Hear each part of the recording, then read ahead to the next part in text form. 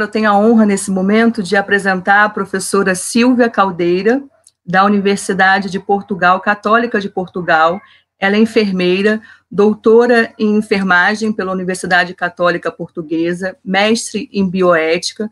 Ela desenvolve atividades de docência nos ciclos de estudo, de licenciatura, mestrado e doutoramento. Também participou da formação de projetos relacionados com espiritualidade em saúde, INANDA, é autora de capítulos de livros, artigos e revistas internacionais e comunicações, e é membro da Comissão de Desenvolvimento de Diagnósticos de INANDA. Professora Silvia Caldeira, é um grande prazer recebê-la em nosso evento, agradecemos muito pela sua presença, por ter disponibilizado esse momento com a gente, seja bem-vinda. Seja bem-vindo a esse evento e esperamos que seja o primeiro de muitos eventos. Então, está com a palavra a professora Silvia Caldeira. Muito obrigada. Agradecia só que confirmassem se estão a escutar-me em plenas condições, por favor. Sim, professora.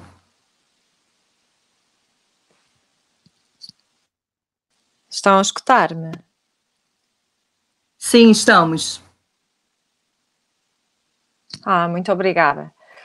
Então, começo por agradecer este honroso convite, dirigindo-me a todos os que estão presentes, e agradeço este convite que me deixa muito honrada por parte da senhora professora Eliane Ramos Pereira, da Universidade Federal Fluminense, e dizer-lhes do gosto particular que tenho em estar convosco agora, durante estes 20 minutos, 25 minutos, a conversar sobre esta temática que me é muito cara e que partilho então convosco.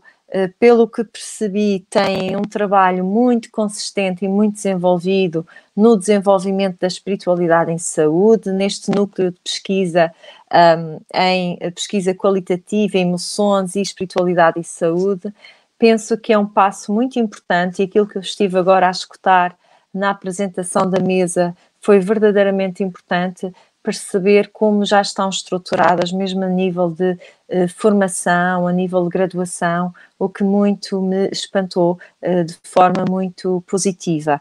Queria dizer que neste momento estou em Lisboa, nós estamos com um avanço de hora, aqui já são 5h30 da tarde, estamos todos a viver este momento internacional pandémico que nos traz também outro tipo de questões na nossa vivência, no nosso dia-a-dia, nas nossas relações, e dizer, antes de começar esta palestra, que desejo que pelo menos aqueles que estão connosco estejam bem em segurança e livres desta situação, e aos que estiverem a viver alguma situação mais difícil, endereço de facto toda a minha força e coragem para que consigamos ultrapassar. Eu tenho a apresentação, não sei como é que farei agora, pediria algum apoio aqui à organização, peço que coloquem os slides, por favor. Tenho aqui uma apresentação que estruturei de uma forma muito objetiva, no sentido de conseguir então gerir o tempo da melhor forma e transmitir a mensagem que gostaria de vos transmitir. Porque quem nos convida dá-nos apenas um título e nós acabamos sempre por ficar com esta liberdade de criar a mensagem que queremos passar. E quando eu vi então que neste 6º Simpósio Internacional de Espiritualidade no Campo da Saúde, o tema que me havia sido destinado era espiritualidade na saúde, perspectivas para práticas inovadoras, fiquei a pensar o que é que pretenderiam de mim e espero corresponder às vossas expectativas, porque o que eu trago aqui, acima de tudo, é uma reflexão sobre o que é esta espiritualidade na saúde, particularmente no campo da enfermagem, que é o meu campo específico profissional, e, de certa forma, trabalhar convosco aqui esta questão do que é prática inovadora e desta palavra perspectivas, e perceber aonde é que isto nos leva a nível conceitual e a nível do que nós queremos nesta área da espiritualidade em saúde. Pedi então para passar o slide, por favor, e um primeiro ponto que vos convido a refletir comigo é que lugar é este no campo da saúde. E se avançarmos, por favor, pensarmos que as origens e os fundamentos peço que passem o slide, por favor, que a origem e o fundamento, então, da saúde é, sem dúvida, a religião ou a espiritualidade. Se nós pensarmos como é que surgiu toda a história da enfermagem, se nós nos retivermos a pensar, por exemplo, na história da enfermagem, percebemos o quão foi importante este berço religioso, o quão foram importantes as freiras, mas também é importante perceber o papel dos médicos. E se pensarmos, por exemplo, em São Lucas, que é um evangelista e que é médico, ou que era médico, e pensar que de facto não conseguimos fugir deste nosso berço enquanto profissionais de saúde, que é um berço de espiritualidade. Pensar nos fundamentos epistemológicos de todas as profissões de saúde, que incluem sempre este olhar ao outro, este olhar compassivo, este acolher o outro na sua humanitude. E então, também aqui vamos procurar algo que é fundamental para pensar na espiritualidade no campo da saúde. Depois pensar que, de facto, os profissionais de saúde, quer queiram, quer não, têm um compromisso inerente na sua profissão, que é um compromisso com os que estão mais vulneráveis. Os que estão mais vulneráveis a nível de conhecimento, a nível de força física, a nível de capacidades, a nível de funções, a nível psicológico e, portanto, os profissionais de saúde têm esse compromisso com esta população, com estas pessoas que possam estar mais vulneráveis.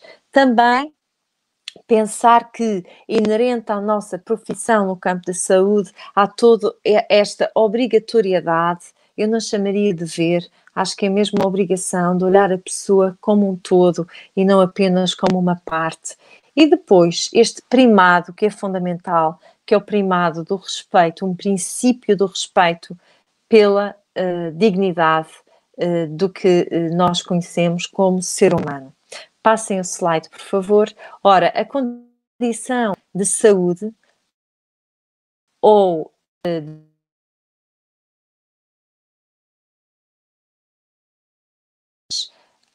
os pacientes sentem necessidades espirituais, isto é uma certeza, não há dúvidas em relação a isto, já a evidência científica já nos diz isto.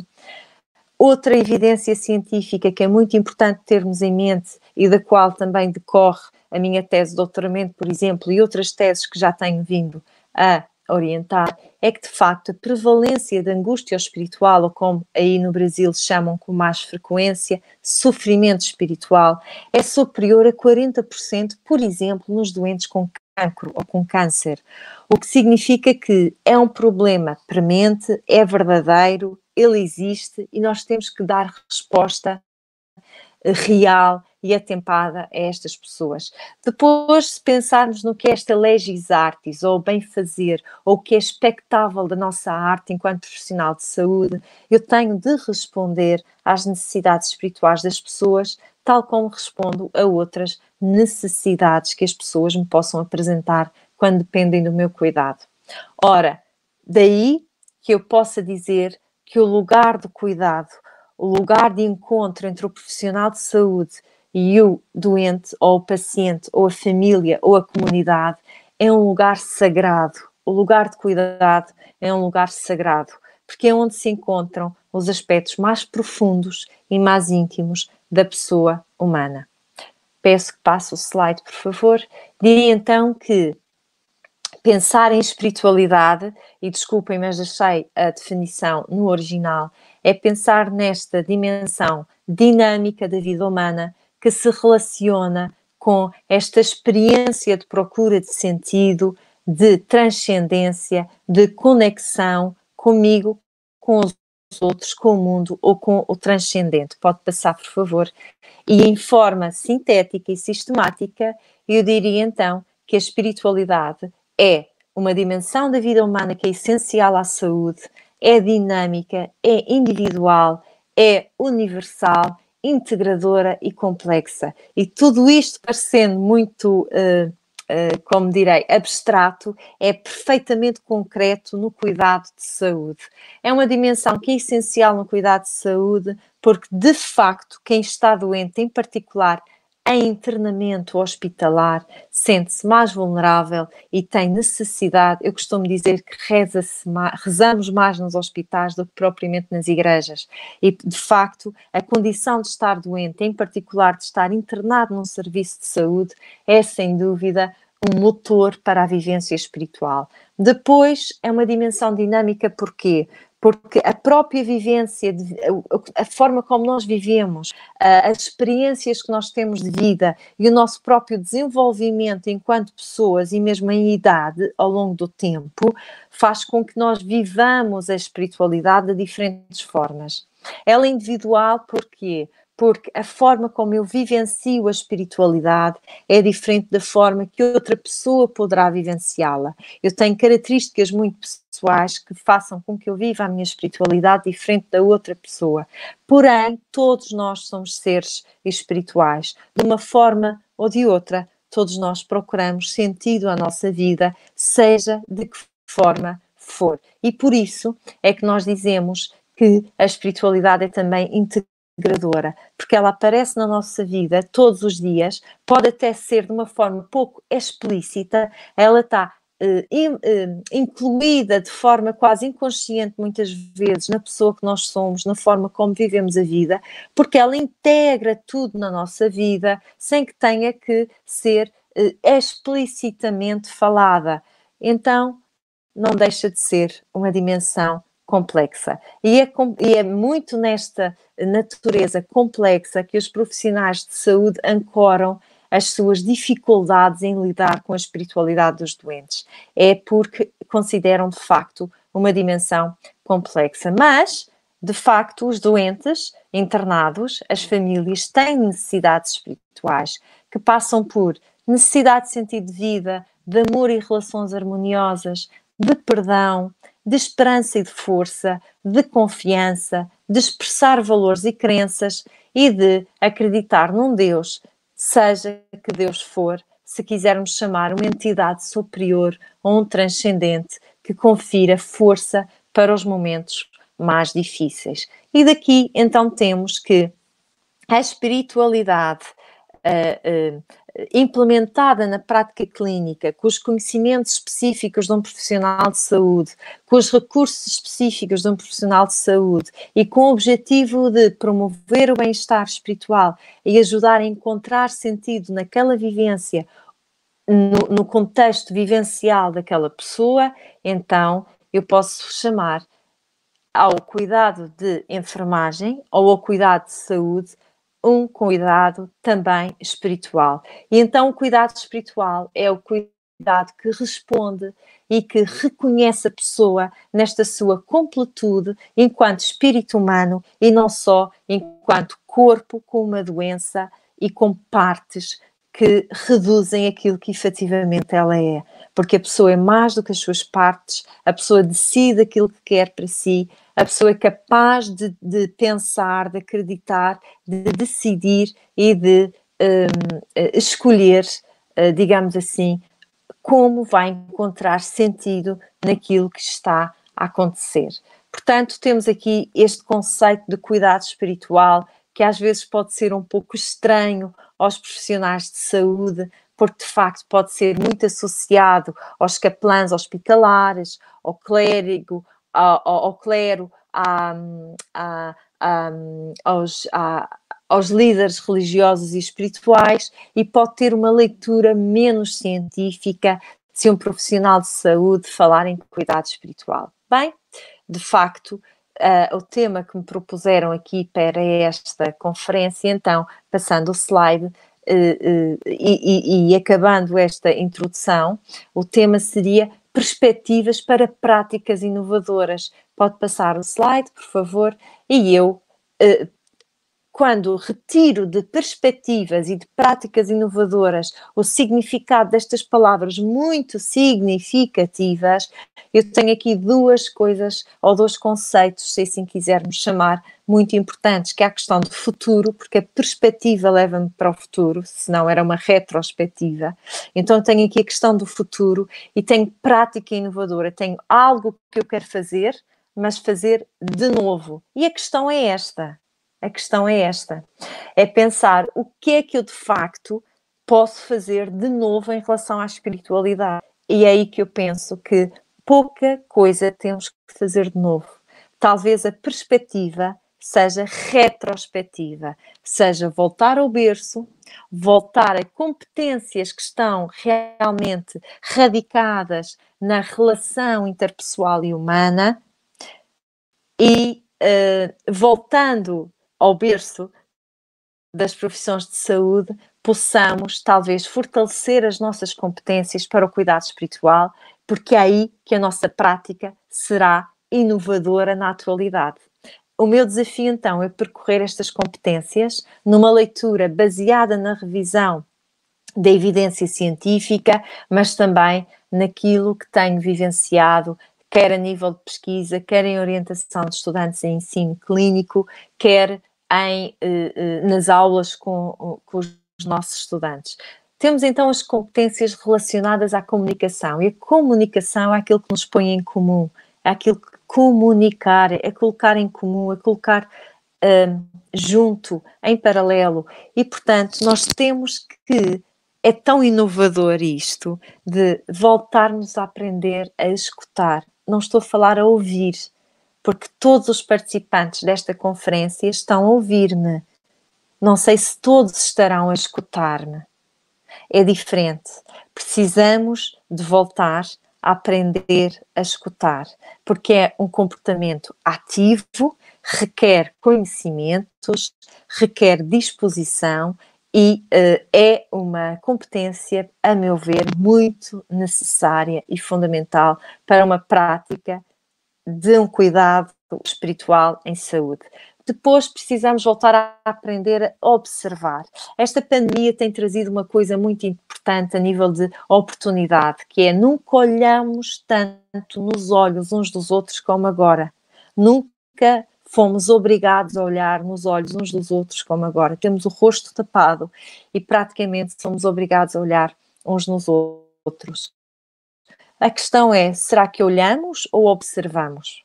A um profissional de saúde deve ser esperado que observe mais do que olhe, é ir além do olhar. É um olhar que é dirigido, que tem uma intenção específica. Depois não basta que eu sinta, não basta falar em empatia, eu tenho que deixar afetar-me. E deixar afetar-me significa que eu consigo estar inteira naquela relação e consigo sair no momento certo. E eu aqui costumo buscar a parábola do bom samaritano de São Lucas, que de facto é paradigmática nesta questão do saber afastar-se, e do deixar afetar-se. Ou seja, o bom samaritano encontra a pessoa no chão, coloca-se ao nível dela, toma-a nos ombros, carrega, leva para uma casa, garante que os cuidados têm continuidade e afasta-se. E esta última passagem da parábola do samaritano é muito importante também para nós como profissionais de saúde. Nós precisamos saber nos afastar das situações sem que isso comprometa o nosso cuidado ou o rigor ou o profissionalismo com que o fazemos. E depois precisamos saber estar inteiros numa relação, não estar fisicamente, estar inteiros porque queremos ali estar e fazer da nossa linguagem não verbal um recurso também para dizermos às pessoas, estou aqui. Não é dizer, eu estou interessado em si, falo que eu estou a escutar e estar de costas voltado para a pessoa. Não pode ser. Nós precisamos voltar a saber estar. Como podem ver, estas práticas inovadoras relacionadas à comunicação são muito necessárias hoje em dia. Passando para outro tipo de competências, por favor. Não podemos deixar esquecer que o cuidado espiritual é multidisciplinar. Só faz sentido se eu souber que sozinha nada consigo fazer. Mas com os outros, tudo é possível fazer para bem do doente e das famílias. Então, é muito importante que eu reconheça a minha responsabilidade profissional, que eu conheça muito bem qual é o meu lugar na equipa. E isto é algo que eu considero muito inovador e necessário hoje em dia. Nós precisamos cada vez mais de conhecer que lugar eu ocupo nas equipas onde eu trabalho. Se eu considerar ainda outras competências, se eu chamar as competências éticas, eu posso pensar que isto é, hoje em dia, talvez altamente inovador. O mundo está uma aldeia global, o mundo está de uma forma que, a nível profissional, há uma dinâmica nas equipas, há um entra e sai, há esta necessidade das pessoas muitas vezes seguirem turnos, trabalham em 2, 3 lugares diferentes. É um mundo que é diferente do que era há 20 anos atrás. E há uma série de competências éticas que são basilares para o cuidado espiritual, para a implementação da espiritualidade no cuidado de saúde, que é esta... eu chamo inovador porque hoje em dia há coisas que são verdadeiramente inovadoras e precisamos mesmo voltar ao berço. Quando eu digo berço, é uma linguagem metafórica, é no sentido de voltar a lembrar porque é que nós existimos. E eu não posso esquecer que eu devo fazer bem aquilo que devo fazer. E devo, acima de tudo, reconhecer que aquilo que eu sei que não consigo ou que não devo fazer e devo, então, chamar alguém que o faça e que o faça bem. E isto, parecendo uma linguagem filosófica ou abstrata, não é? É muito necessária na prática clínica do dia-a-dia com as pessoas que merecem o nosso respeito. Ainda temos outras práticas inovadoras, portanto, eu levei estas práticas para a questão das competências e não para terapias inovadoras, que para mim é outra coisa completamente diferente, e por isso apelo a esta reflexão convosco. Em relação às competências, eu tenho que pensar quais são as minhas competências profissionais específicas.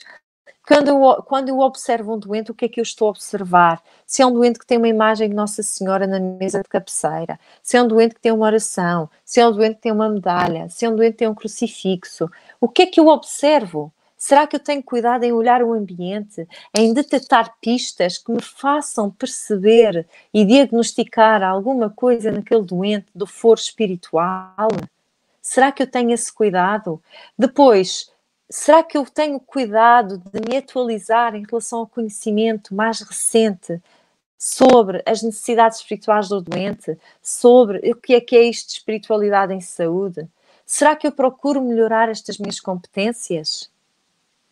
Isto é altamente necessário também para eu poder implementar e transferir os cuidados espirituais para a prática. Depois, se eu pensar nas competências da pessoa, outro tipo de competências que eu considero o self, é o que nós temos comum, que é a nossa impressão digital.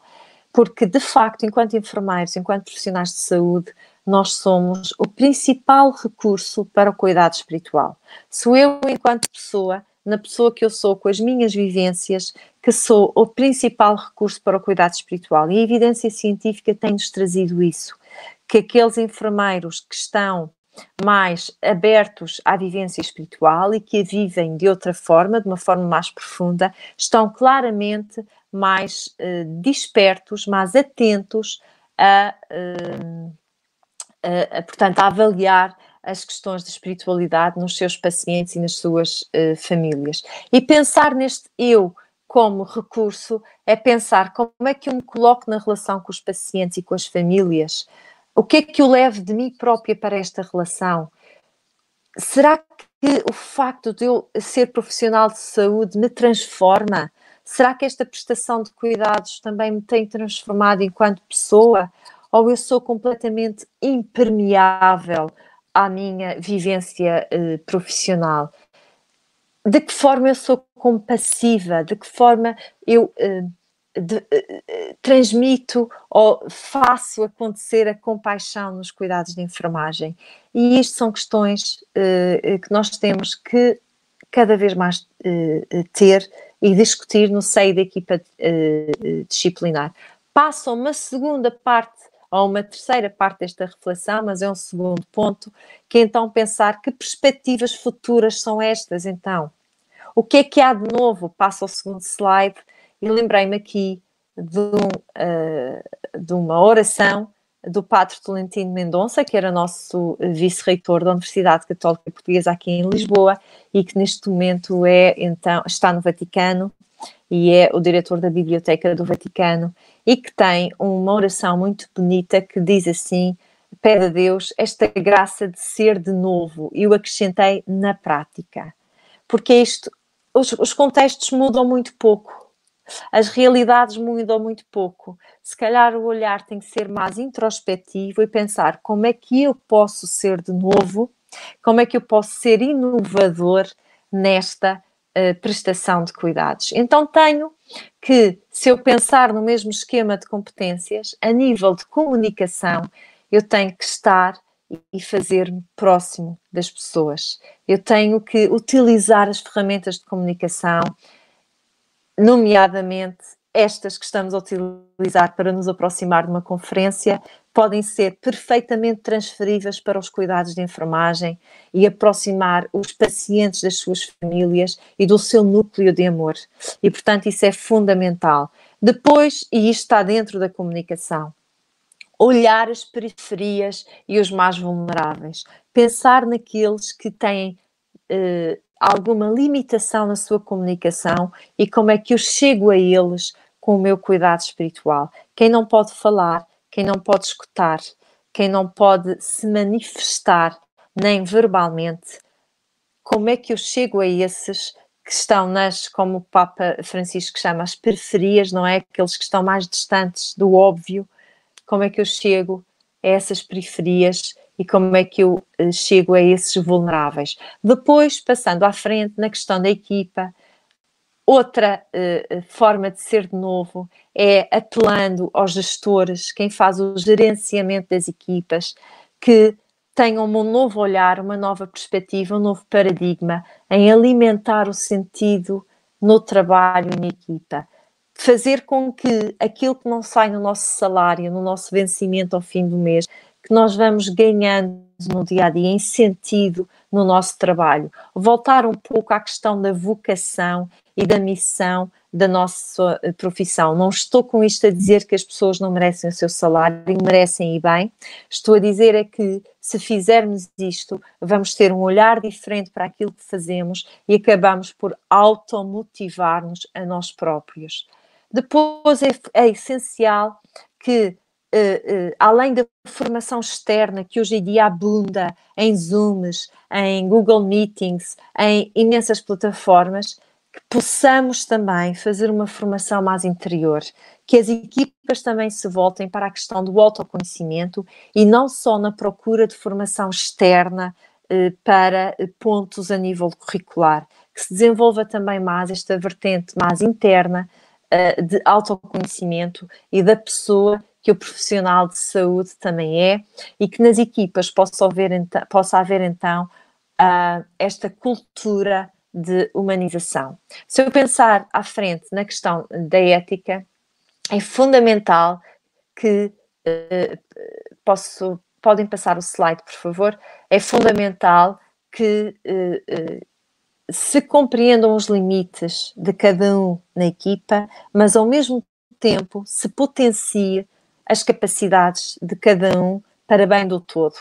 E, portanto, eu acrescentei aqui colaborar em generosidade na equipa. É algo que é perfeitamente inovador e que nos faz muita falta. Precisamos ser mais generosos uns com os outros, esquecer um pouco os campos fechados de cada um e ganhar nesta partilha, nesta inter-relação, porque não somos nós que estamos no centro enquanto profissionais de saúde, nós somos um recurso ou um meio. Quem está no centro são aqueles que de nós precisam e é para eles que devemos, de facto, manter esta interligação. Depois, a nível profissional, passando à frente, eu tenho que implementar intervenções muito concretas e específicas, atendendo aos valores dos próprios pacientes. Por exemplo, e aqui entrariam algumas práticas até complementares, como o Reiki, que é um exemplo dessas práticas complementares, como a oração por intercessão ou a oração presencial. Temos feito estudos também nesses domínios, mas isso tudo tem de ser de acordo com os valores do doente e, portanto, não pode ser evangelizar ninguém, tem que ser algo natural que ocorra dentro dos padrões de crenças e valores dos próprios pacientes e depois basear as minhas competências naquilo que atualmente chamamos o Dignity Preserving Care, ou seja, tudo o que eu faço é para preservar a dignidade daqueles que eu cuido. Ainda, eu devo ter conhecimento sobre crenças variadas.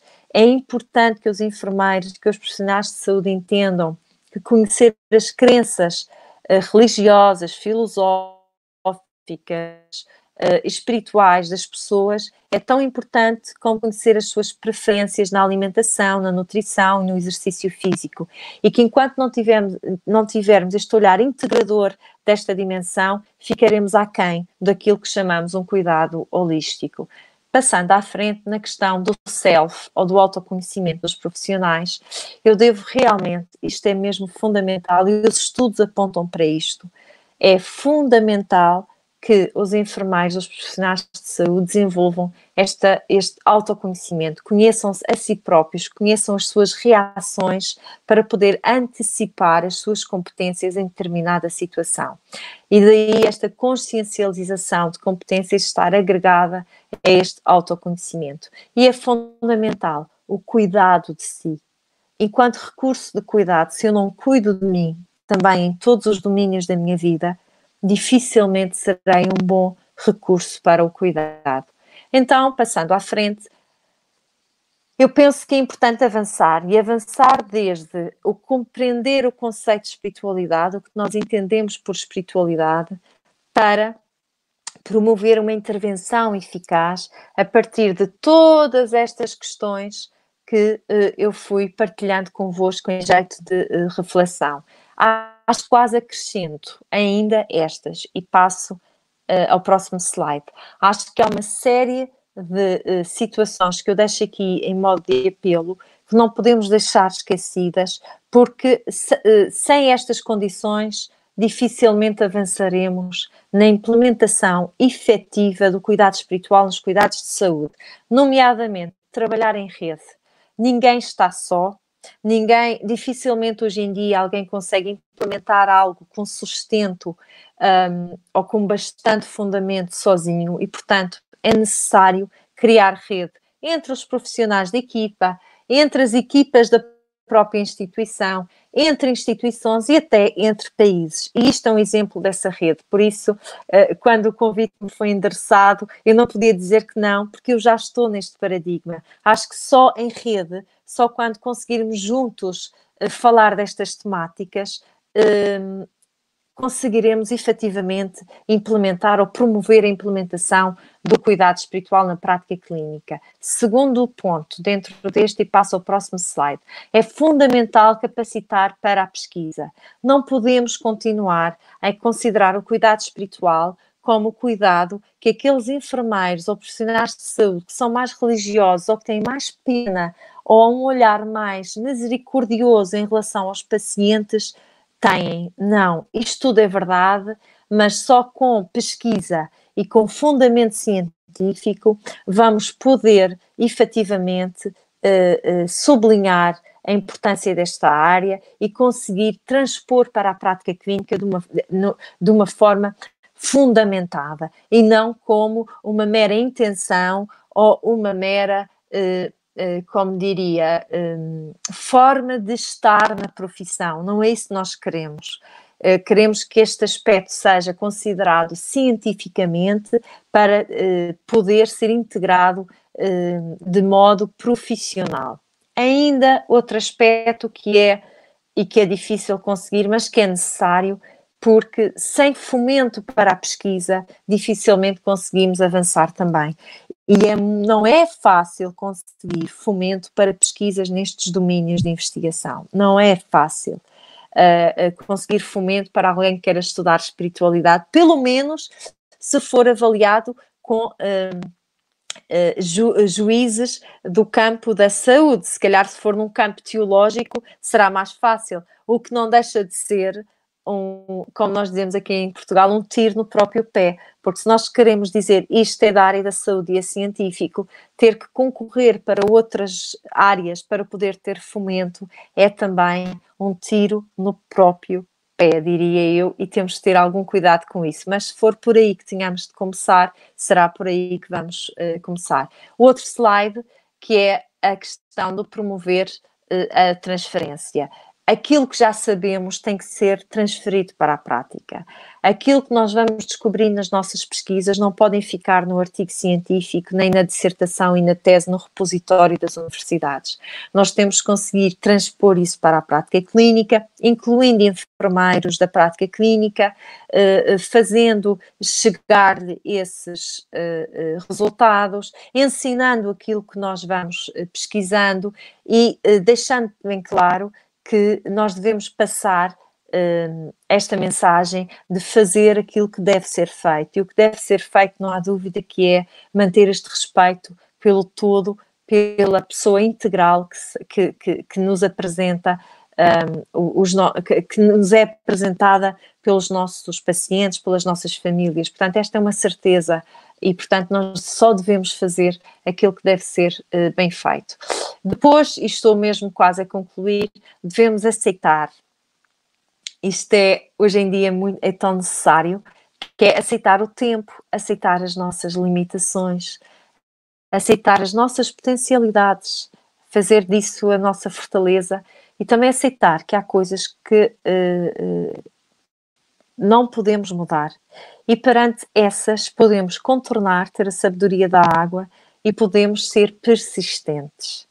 E, portanto, é muito importante esta questão da aceitação, em particular no domínio de quem está a estudar ou a tentar implementar a espiritualidade no campo da saúde. E, por fim, eu tenho só mais 4 slides e passaria a este cuidado de si, que é, para mim, eu faço questão de individualizá-lo, porque é mesmo muito importante esta questão de nós cuidarmos de nós próprios como principal recurso de cuidado e pensar qual é a nossa própria vivência espiritual, como é que eu alimento a minha espiritualidade, como é que eu alimento o meu sentido de vida e, acima de tudo, como é que tudo aquilo que eu faço enquanto investigadora, enquanto docente, enquanto enfermeira, enquanto colega, eu transporto para esta minha vivência espiritual.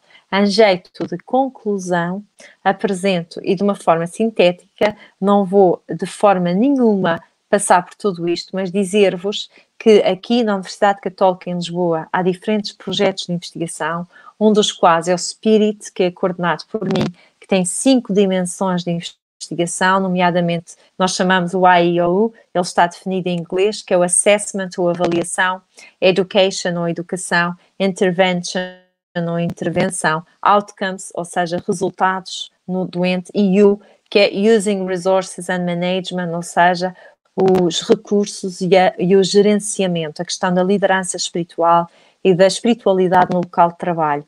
E neste grupo de investigação temos desenvolvido investigação que concerne a validação de escalas que permitem a avaliação da espiritualidade, validação e desenvolvimento de intervenções, teste de intervenções de natureza espiritual. Agora temos uma tese a iniciar relativamente à questão da importância da liderança espiritual e como é que isso pode ter relação com os resultados positivos no paciente, nomeadamente no seu bem-estar espiritual.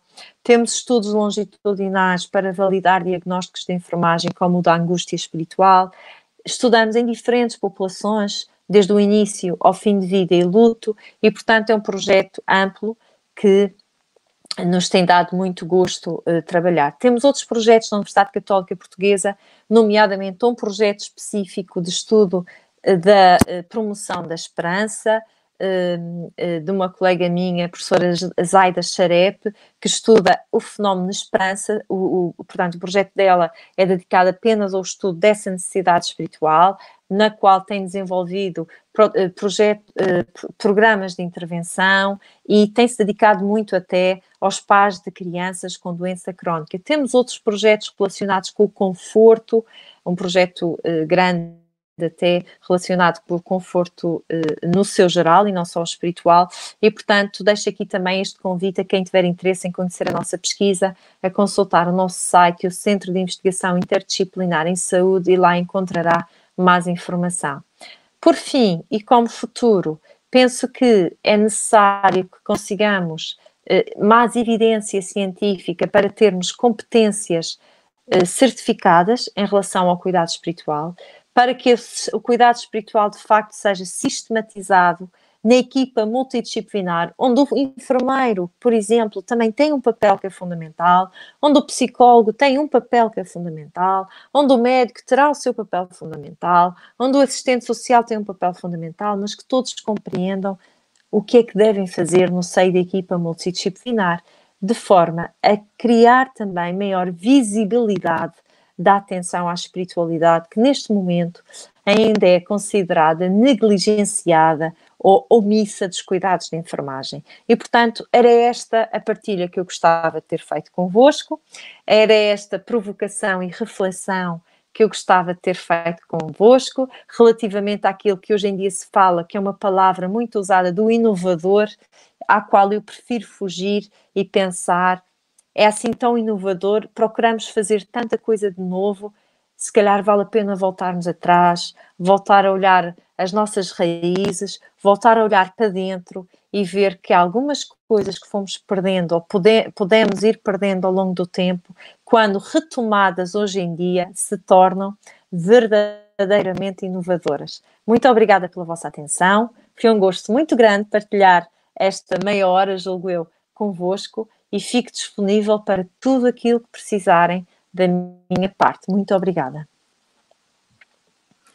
Agradecemos a professora doutora Silvia Cadeira, nossa ilustre convidada de hoje, nos trouxe aí uma brilhante conferência com uma fala, né, que nos toca na área de saúde, principalmente, ao colocar o cuidado, né, como um lugar sagrado, e a espiritualidade como um cuidado em saúde, né, trazendo esse contexto do cuidado espiritual. Uma gratidão enorme pela sua fala, pelas suas contribuições, e com certeza teremos outras parcerias.